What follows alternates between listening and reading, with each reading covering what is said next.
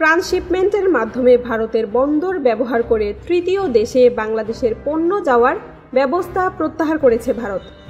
ভারতের central board of indirect taxes and customs গতকাল বুধবার এই সুবিধা বাতিল করে আদেশ জারি করেছে। সিবিআইসির ওয়েবসাইটে এ তথ্য জানানো হয়েছে। 2020 সালের 29 জুন এই সংক্রান্ত এক আদেশে এই সুবিধা দেওয়া হয়েছিল। তখন বাংলাদেশ থেকে তৃতীয় কোনো দেশে পণ্য রপ্তানিতে ট্রান্সশিপমেন্টের মাধ্যমে ভারতের কলকাতা বন্দর, নবসেবা বন্দর ও কলকাতা বিমান কার্গো কমপ্লেক্স ব্যবহার করার সুযোগ দিয়েছিল সিবিআইসি। এখন সেই সুবিধা প্রত্যাহার করল ভারত। বাংলাদেশকে দেওয়া ট্রান্সশিপমেন্ট সুবিধার প্রত্যাহারের কথা উল্লেখ করে আজ বুধবার একটি বিবৃতি দিয়েছে ভারতের পররাষ্ট্র মন্ত্রণালয়। তাতে বলা হয়েছে, একটি বড় সময় ধরে বাংলাদেশকে দেওয়া ট্রান্সশিপমেন্ট সুবিধার কারণে ভারতের বিমানবন্দর ও বন্দরগুলোতে উল্লেখযোগ্য জট দেখা দিয়েছে। পরিবহন সরঞ্জাম ও অন্যান্য সেবা সুবিধায় বিলম্ব এবং উচ্চ ব্যয়ের কারণে ভারতের নিজেদের রপ্তানি বিঘ্নিত হচ্ছে এবং পণ্যের জট তৈরি করছে। সেই কারণে এই সুবিধা প্রত্যাহার করা হয়েছে, যা 8 এপ্রিল 2025 থেকে কার্যকর। বিবৃতিতে ভারত দাবি করেছে, এসব পদক্ষেপে ভারতের সীমান্ত দিয়ে পরিবহন করে নেপাল ও ভুটানে বাংলাদেশের পণ্য রপ্তানির ওপর কোনো প্রভাব পড়বে না।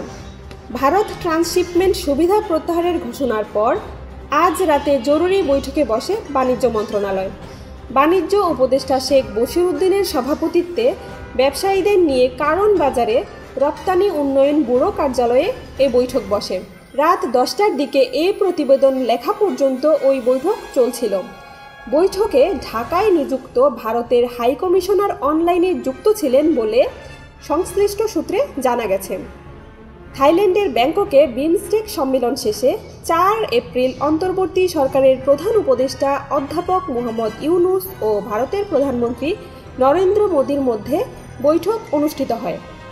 বৈঠকে দুই নেতা দুই দেশের সম্পর্ক এগিয়ে নেওয়ার প্রত্যয় ব্যক্ত করার পাশাপাশি চ্যালেঞ্জগুলোর বিষয়েও কথা বলেন। এরই মধ্যে গতকাল বুধবার বাংলাদেশের ট্রান্সশিপমেন্ট সুবিধা বাতিল করল ভারত। বেসরকারি গবেষণা প্রতিষ্ঠান সেন্টার ফর পলিসি ডায়ালগের গবেষণা পরিচালক খন্দকার গোলাম মোয়াজ্জেম প্রথম আলোকে বলেন, যখন দুই দেশের রাজনৈতিক সম্পর্ক উন্নয়নের পথ খোঁজা হচ্ছে, তখন সিদ্ধান্তটি হতবাক করেছে।